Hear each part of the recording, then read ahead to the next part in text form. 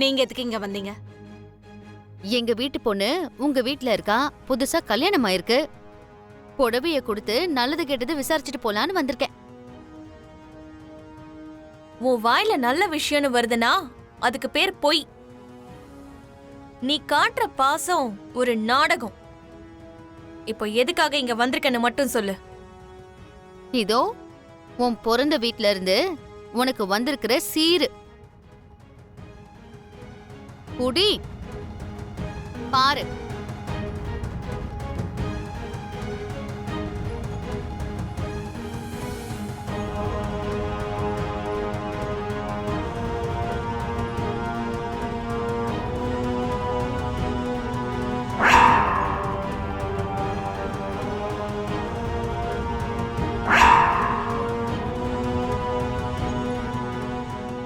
என்ன ஷாக் அடிச்ச காக்கா மாதிரி மாமியாரும் மருமகளும் அப்படியே திகைச்சு போய் நிக்கிறீங்க?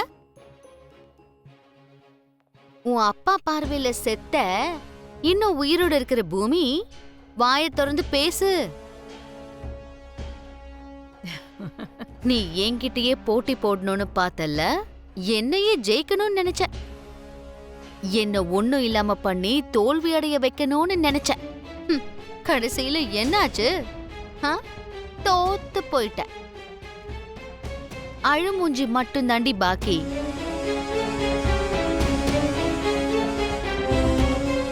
பன்னெண்டு வருஷத்துக்கு ஒரு தடவை வர நம்ம ஊர் திருவிழாவுக்கு உன் அம்மா நாட்டியம் ஆடி நடராஜரை மகிழ வச்சா, நெருப்ப ஏத்தி வச்சா, மழை பெஞ்சு வறட்சி கஷ்டம் கண்ணீர் எல்லாமே தீரும்னு உன் அம்மா நிரூபிச்சு காட்டினபடி. ஆனா நீ உன் அப்பாவுக்கு பிடிக்காத ஆளை கல்யாணம் பண்ணிக்கிட்டு உன் அப்பாவோட பார்வையில செத்து போயிட்ட. பை தி வே, அந்த கார்டுல என்ன இருக்குன்னு பார்த்தல்ல? சரத்சந்திரா அபூர்வாவின் ஒரே மகளான நக்ஷத்ரா நடன நிகழ்ச்சி. உன் அம்மா இடத்துல இப்ப ஏன் பொண்ணு தாண்டி நாட்டிய தேவதையா இருக்கா.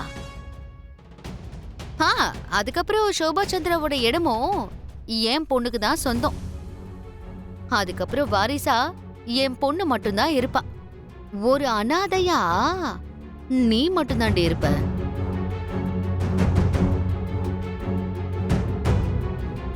என் அம்மா வயித்துல பிறந்த பொண்ணு நான். அந்த நடன நிகழ்ச்சியில நான் தான் ஆடுவேன். உன் அப்பா இருக்கிற வரைக்கும் உன்னை அங்க வர விட மாட்டாரு. அப்படி வந்தாலும் உன்னை நடனம் ஆடலாம் விடவே மாட்டாரு. அம்மா இடத்துல நடனம் ஆடுற உரிமை எனக்கு மட்டும்தான் இருக்கு. என்கிட்ட இருந்து அந்த உரிமையை யாராலையும் பறிக்க முடியாது. நானே வந்து அந்த நிகழ்ச்சியில நடனம் ஆடுவேன். அதையும் பாப்போம். உன் வருகைக்காகவும் உன்னுடைய நடன நிகழ்ச்சிக்காகவும் கோவில்ல நாங்க எதிர்பார்த்துட்டு இருப்போம்.